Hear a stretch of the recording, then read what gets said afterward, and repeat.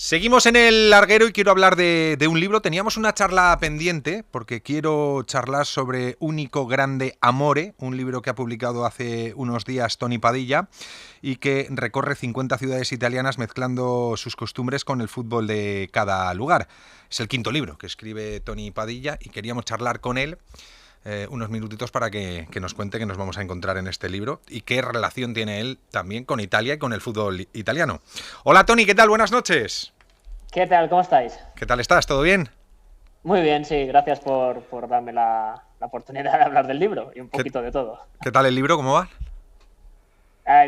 Los primeros días las librerías tardan Sí. en darte información, pero bueno, las redes sociales están llegando mensajes de gente que lo compra, así que parece que de momento ha empezado con buen pie. Bueno, es una buena forma de medir, ¿no? A día de hoy tenemos las redes sociales que para las cosas buenas son muy buenas, para las malas también son muy malas, pero para las cosas buenas, que es la inmediatez de leer algo y que la gente te diga algo, es prácticamente automático, ¿no?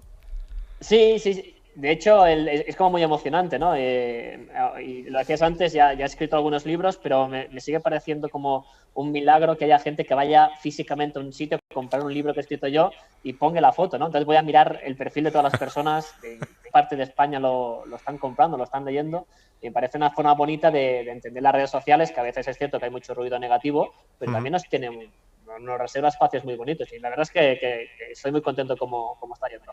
Uh-huh. Es un libro que tenías muy pensado, muy meditado, que tenías claro cómo lo querías hacer desde el principio. Sí, yo antes hablas un poquito de mi relación con Italia. Yo soy de esa generación que el primer recuerdo del Mundial vivo que lo tiene es el de Italia 90, ¿no? Uh-huh. Entonces, crecí influenciado por todo lo que era el fútbol italiano y a partir de ahí, al ser una persona que también por trayectoria profesional he estudiado historia, me interesé por toda la cultura italiana. Y es como si es el resumen de casi más de 25 años de viajar en Italia, los primeros viajes de mochilero haciendo autostop, incluso durmiendo en estaciones, en bancos, en sitios horribles, en pensiones que no quiero ni saber lo que había sucedido en esas camas. Y ahora, pues los últimos meses, pues ya podía viajar en hoteles más dignos y con pases de prensa para visitar buenos estadios, ¿no? Pero sí, tenía muy claro que quería que fuese un homenaje a los viejos relatos de viajes, al viaje de toda la vida, al viaje en tren, al viaje en transporte público, porque así siempre me ha gustado viajar, contándome con la gente. Creo que hay un debate muy interesante ahora mismo que Italia lo tiene y España lo tiene, sobre qué tiene que ser el turismo que destruye los lugares o el turismo que intenta interesarse por los lugares y Uh-huh. respetarlo. Y yo creo que quería hacer un poquito de homenaje a ese segundo tipo de turismo, porque yo no dejo de ser un turista, queda muy bonito decir un viajero, pero somos turistas que lleva muchos años enamorado de Italia. Me siento muy identificado con lo que has dicho. Creo que somos de la misma generación, si no estamos rozando un año arriba, un año abajo. El primer recuerdo que tengo nítido es precisamente de Italia 90. Es cierto que muy vago, México 86, que nos pilla con 8 o 9 añitos tan solo, pero ya de ser consciente de disfrutarlo, Italia 90. ¿Y por qué 50 ciudades y por qué esas 50 ciudades que has elegido? 50 porque no me dejaban hacer 100, ¿no? Porque me gustaría. Una Bueno, de las queda condiciones. abierto para una segunda parte, ¿no? También. Mira, me puse como condición, de una forma un poco infantil, la idea de que tenía que visitar todas las regiones de Italia, desde las menos conocidas, que son Val d'Aosta o Molise o Basilicata, a las más conocidas, donde tenía que estar todas las regiones. Eso era una idea. Luego, como el fútbol es un poquito el conductor, tenías que pasar por las ciudades que han tenido equipos grandes en primera división, ¿no? Por eso ahí te acaba de marcar. Luego cada ciudad se conecta con un concepto que al final me gustaría que fuese como una panorámica general de lo que es Italia, ¿no? Entonces, pues, por ejemplo, el capítulo de Brescia Sí. habla sobre el Brescia de fútbol, habla sobre la ciudad, pero habla sobre un concepto que es el vino. Uh-huh. Nápoles es el cine, Florencia es la escultura, Caserta es el odio, porque obviamente en Italia se odia mucho, Piacenza es la familia. Entonces, hay un poquito, pues, juntar un poquito conceptos, entonces buscar a partir de ahí el equilibrio que me permitiese contar lo que ha sido, lo que es Italia, el papel que tiene el fútbol en la sociedad y también al final que fuese un libro de viajes que la gente lo pueda utilizar para cuando vaya, ¿no? Porque muy en la línea de lo que decíamos antes, a mí me gusta visitar sobre todo locales únicos, ¿no? Me pasa en España, o sea, si, no sé, si ahora visito Toledo, pues busco cuál es el café o el restaurante más tradicional y que lleva 100 años defendiendo una forma de hacer. Pues en Italia hago lo mismo y es mezclado. Entonces era una suma de viajes hechos, de sitios que había conocido y de historias que me permitiesen de alguna forma pues contar un poquito cómo he vivido ya Italia, porque al final es un libro de viajes y por tanto como tal es un libro muy personal. Habrá personas que no habrá vivido Italia de una forma muy diferente y otros que sí que van a sentirse reflejados. Es que además creo que por lo que estás contando, el concepto de este libro, lo especial que tiene no es el contar o el recomendar el típico sitio turístico, sino el típico sitio, yo creo, auténtico, ¿no? De cada sitio. Aquel que no te va a aparecer en una guía normal de yo qué sé, la Piazza de España, el típico sitio donde te encuentras a todos los turistas, sino, oye, ¿por qué no vas a esta zona de aquí? Ven a visitar este local, que te hablen de estas costumbres que tenemos aquí. O sea, es un poco ese libro de viajes, creo que algo más atípico que lo típico, ¿no? Me ha quedado un poco trabalenguas. Sí, pero esa es la idea, ¿eh? Al final, ¿qué sentido tiene hacer un libro y en el capítulo de Roma recomendar a la gente que vaya al Coliseo, ¿no? Sí. O a Piazza Navona? O sea, es que no tenía ningún tipo de sentido. Ya está hecho y gente con más talento y más cultura que un servidor lo habrá hecho. Entonces, lo que intento hacer es poner pues una lupa diferente y contar pues la ciudad uniéndola a la cultura futbolística. Entonces, en Roma, por ejemplo, pues recuerdo lo que recomiendo más es ir a barrios como Testaccio o Garbatella, que muchos turistas no llegan por falta de tiempo, porque ahí se entiende lo que es la romanidad, ¿no? Que es esta forma de vivir la ciudad de Roma. O si hay no sé, pues si estás en Turín, no voy a recomendar ir a ver lo más turístico, pero si puedo contar un poquito la identidad de la ciudad a través de un café concreto, que es el Albicherín, que existe aún, que es un café que lleva 300 años abiertos y que por ahí han pasado desde políticos a escritores, a presidentes de la Juventus, y contar un poquito esas anécdotas es un poquito pues a intentar de alguna forma acercar unas ciudades que están en continua evolución y que permiten contar un país que a mí me parece fascinante por su fútbol, pero también por su cultura y por su imperfección. A mí siempre lo que me ha gustado de Italia es que es un país que, siendo también un país de secretos y de silencios, es un país donde todo es muy evidente, lo bonito y lo malo. O sea, cuando hacen una cosa buena es que son los mejores, pero cuando se equivocan también, ¿no? Los grandes pecados, al final es el país que ha dado al mundo el fascismo y la mafia, o sea, que también ha dado cosas muy malas y Sí, lo sí. hacen a lo grande, ¿no? Pero nos han dado arte, comida, vino, fútbol, cine, música. Es un país fascinante. Mucho se habla de Argentina como la pasión por el fútbol, muchas veces la pasión desmedida, pero Tony, en Italia se vive esa fusión de ciudades con personajes. No se entiende, por ejemplo, Nápoles sin Maradona. Maradona es Nápoles, Nápoles es Maradona, vas paseando por Nápoles y se ven carteles, fotos, dibujos de Maradona por todos los lados, o sea, están unidos de por vida, el napolitano es de Maradona, es así, si naces allí tienes que ser de Maradona, lo consideras como uno di noi, como dirían ellos. Roma es Francesco Totti, quiero decir que está muy relacionado el mundo de fútbol y sus personajes con las diferentes ciudades. Y es intentar explicar por qué se da eso, ¿no? Maradona tiene anécdotas muy increíbles, ¿no? Cuando hay un momento que llega y que le empiezan a hablar ya a la gente del sur, les cuenta, mira, fuimos un reino muy importante, una ciudad, mira los monumentos, qué grandes que éramos, y ahora con la unificación italiana mandan los del norte, hemos quedado como nos marginan, entonces tenemos el orgullo herido de la ciudad que sabe que tiene un pasado glorioso desde que era colonia griega, el Imperio Romano, y ahora necesitamos victorias y como nos hemos convertido un poquito en una ciudad marginal, solamente tú, Maradona, nos puedes dar las victorias. Hay un momento que él en una cena se lo comenta a Pino Daniele, que es un cantante maravilloso, que el autor de una de las canciones más bonitas sobre Nápoles, es Nápoles, y Maradona dice, oye, la gente habla muy bien de mí, pero también me dicen que hay uno que se llama Masaniello. ¿Este Masaniello quién es? Y Pino Daniele responde, Masaniello eres tú. Y Masaniello era un tipo que había liderado una revuelta contra los reyes hace 3 siglos. O sea, le estaba diciendo, tú eres un rebelde que lideras nuestra revolución contra el poder. O sea, todas esas historias son maravillosas, ¿no? Y en el capítulo que dedico a Nápoles lo entiendo como gran escenario del teatro, porque la gran tradición teatral napolitana conecta eso, y el cine, ¿no? No es casualidad que en los últimos años hemos tenido, yo creo, uno de mis directores favoritos, que es napolitano, que es Paolo Sorrentino, que nos ha dejado quizás una de las mejores películas sobre Roma, que es La Grande Bellezza, pero también Stata la mano de Dio, que es la peli sobre su infancia, en que él cuenta de verdad que lo que significó Maradona para él siendo adolescente en Nápoles. Y Sorrentino tiene una anécdota muy buena también, que es que cuando él gana el Oscar por La Grande Bellezza, Oscar a lo mejor film de lengua extranjera, están en Los Ángeles para subirse al avión de vuelta a Roma, y cuando está subiendo al avión le suena al móvil, un número que no conoce, se pone y le dicen, mira, te vamos a pasar a Diego Armando Maradona, que está amigo, que te quiere felicitar. Y él bloqueó la salida del avión para alargar la conversación con Maradona. Porque para Sorrentino, un hombre de cultura, de letras, Maradona significaba tanto que le tuvo que dedicar un film. Y otros intelectuales decían, ¿pero qué haces hablando de fútbol? Dijo, no, es que tienes que entender lo que es para un napolitano, para nuestra autoestima, Diego Armando Maradona, porque nos dio autoestima, nos la subió, nos hizo sentir ganadores en una vida en que normalmente nos sentimos perdedores.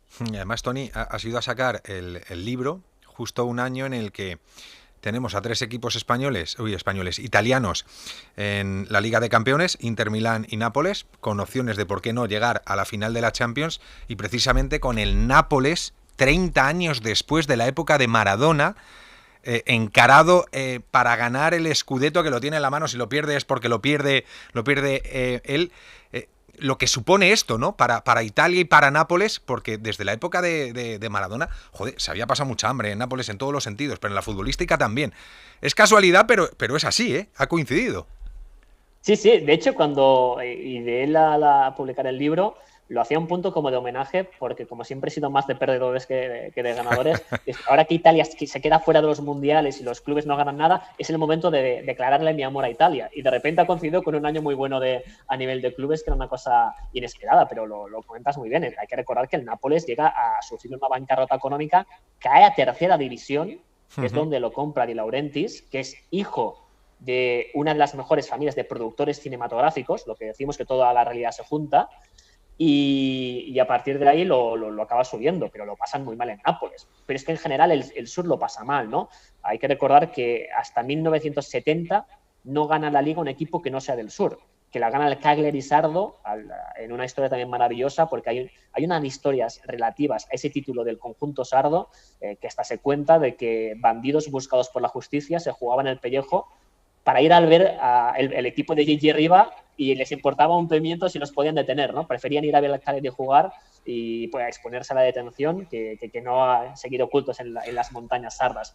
Hay historias muy bonitas y también claves que yo creo que al final yo creo que en algunas cosas nos parecemos, en otras somos totalmente diferentes, pero a veces hay algunas claves que nos permiten entender también pues, muchas cosas. La influencia del fútbol italiano, la cultura italiana en nuestras vidas es muy importante, y haciendo el libro lo veía, ¿no? Como en ocasiones no podemos entender algunos personajes nuestros, como Jesús Gil Gil, sin entender lo que es Italia, porque Jesús Gil lo que quería ser era Silvio Berlusconi. Hombre, claro. Es que le salió mal a nivel deportivo y a nivel político. Sí, sí. Seguro que también hablas de la Juve. Yo no sé qué imagen hay, Tony, en Italia de la propia Juve. Se ha visto envuelto siempre en temas extraños, ha sufrido sanciones, esta misma temporada 15 puntos por irregularidades financieras. ¿Cómo se ve a la Juve en Italia? La mitad del país la ama y la mitad del país la odia. Mira, el otro día, viendo el partido polémico de Copa Italia contra el Inter, en la celebración del gol de Cuadrado había una foto que se veía todo el gol, y todas las pancartas que habían eran de clubes de fans de la Juve del sur de Italia, sobre todo de la Puglia, de Lecce, de Bari, de Altamura. Mucha gente del sur proyecta en la Juve la idea de un país, de un sueño, de los familiares que emigraron al norte a trabajar en la Fiat. Y el otro país los odia porque consideran que los Agnelli simbolizan un poquito. No es casualidad que el equipo más grande de Italia tenga sede en Turín, y de ahí sea la familia Agnelli, propietarios de la Fiat, porque la Italia actual es una creación de los turineses. La casa real que unifica Italia son los Saboya, piemonteses. Entonces, todo está ligado, y de hecho el segundo capítulo del libro, el primero es Turín, pero ahí hablo más de otras cosas. Pero el segundo capítulo es un viaje que hice a un pueblo muy pequeño cerca de Turín, que es Vilar Perosa, que es donde tienen las raíces los Agnelli. Y contar ya cómo ya desde hace más de 100 años los Agnelli ya se llevaban bien con la monarquía, luego se llevaron bien con el fascismo, luego con la democracia, y cómo ya protagonizaron escándalos. Es más, para la creación de la Fiat hay incluso 2 asesinatos del que se cree que los Agnelli fueron culpables, pero se salieron por rositas. Así que ahora cuando vemos que a los Agnelli los acusan los acusaron de comprar árbitros con el Mochigate, o ahora de modificar las cuentas económicas, tú miras la tradición, llevan 150 años los Agnelli jugando al límite del reglamento. Lo han hecho para construir el gigante de la Fiat y lo han hecho para mandar la Juve. Por eso es o amada o odiada, porque simbolizan toda la ambición de Italia, que a nivel empresarial es un gigante, pero también esa dualidad del italiano que en ocasiones entiende que para ganar hay que romper la ley. Mucho se ha hablado, Tony, durante muchas décadas de la importancia y la influencia de la mafia, la camorra, todos esos, digamos, grupos que estaban más dedicados a otro tipo de cuestiones, pero que estaban también de una forma muy ligada con el mundo del fútbol, o por lo menos eso se ha contado siempre, la importancia que tenía, la influencia que tenía incluso, no sé si en partidos, en decisiones, en que este juegue, este no juegue. Realmente, ¿cuánto hay de real en esa influencia directa de la posible, o sea, de la mafia y de la camorra directamente con el fútbol? Hay muchísimo, porque al final el fútbol es un reflejo de la sociedad. Entonces, todos los empresarios se han interesado en el fútbol, desde los del mundo del cine, al mundo como Di Laurentiis, al mundo del petróleo, como los Moratti, los Agnelli, el fútbol, la construcción.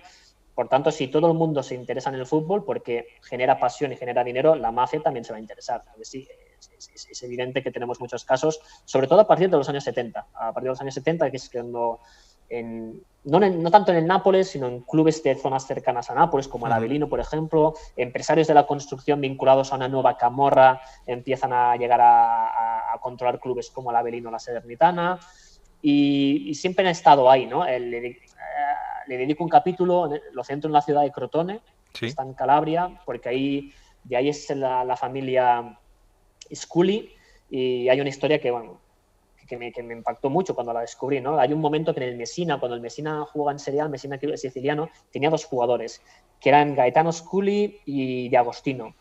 Los 2 eran de familias calabresas vinculadas a la mafia. Pero la diferencia es que De Agostino era hijo de un pentito, o sea, de los mafiosos que rompen el pacto de silencio y colaboran con las autoridades. Es una familia que se pasa al bien, podemos decir, ¿no? Y por eso este chico, que había estado en la cantera de la Roma, que llegó a jugar a un nivel muy bueno en la Fiorentina, tenía que estuvo años yendo a entrenar con escolta, porque cuando la mafia te persigue, es a ti y a toda la familia. Y en el mismo equipo estaba Scully, que era miembro de una familia de mafiosos que no se habían echado atrás. Y es más, el abuelo de Scully es detenido cuando va a haber un partido de su nieto, y años después este jugador que jugó en la Lazio, en el Genoa a buen nivel, será detenido también por seguir, porque no había roto el vínculo de la familia. Entonces, incluso futbolistas han llegado a ser investigados. Vincenzo Giaquinta, os vais a acordar de él, campeón del mundo con Italia en 2006. Sí. Ha sido procesado y condenado porque tiene familiares vinculados con la mafia, con la 'Ndrangheta, la mafia calabresa, que ahora está considerada que es casi la más poderosa, ¿no? Además, incluso que la camorra napolitana o la mafia siciliana. Pues sí que es cierto de que hay.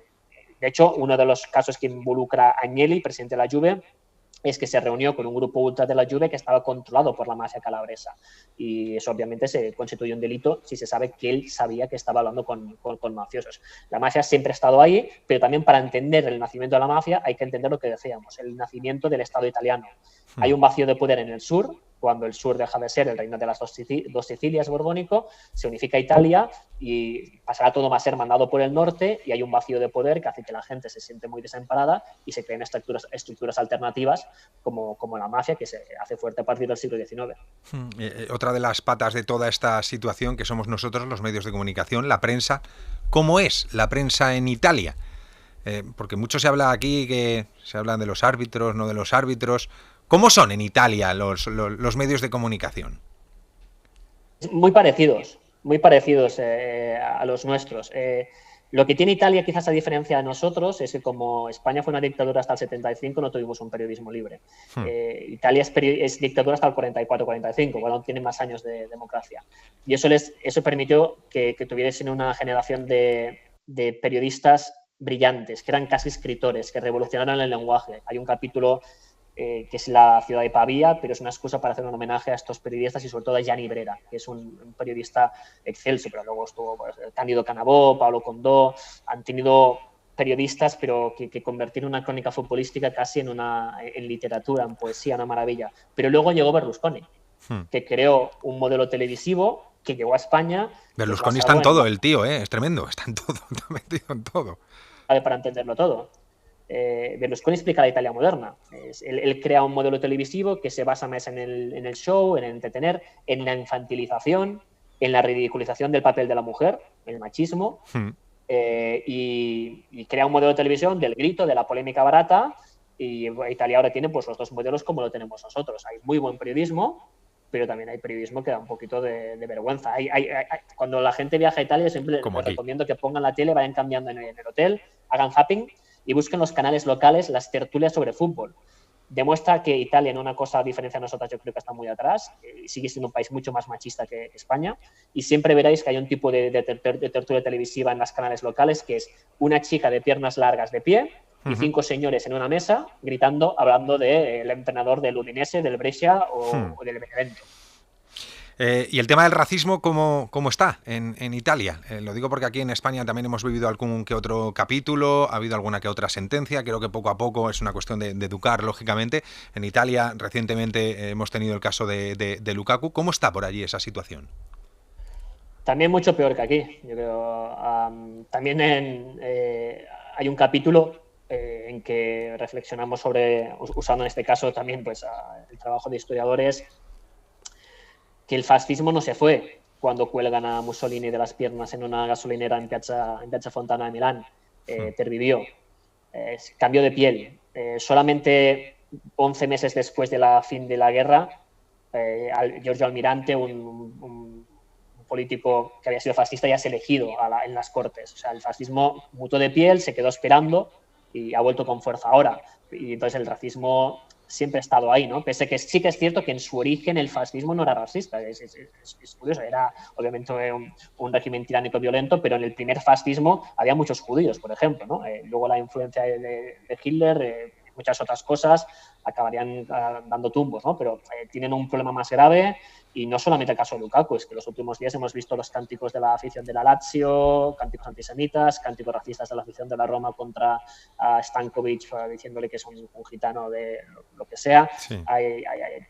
Desgraciadamente, creo que está peor que aquí, ¿no? Es lo que decía, que en Italia los efectos son bastante evidentes y las autoridades no se meten, ¿eh? O sea, están siendo muy cautas, ¿no? Ahora han clausurado dos partidos, un partido solo a la curva de la Juve, pero es que hay instituciones que son tan reincidentes y se vuelve, y no hay manera de echar a los violentos y a los racistas de los campos.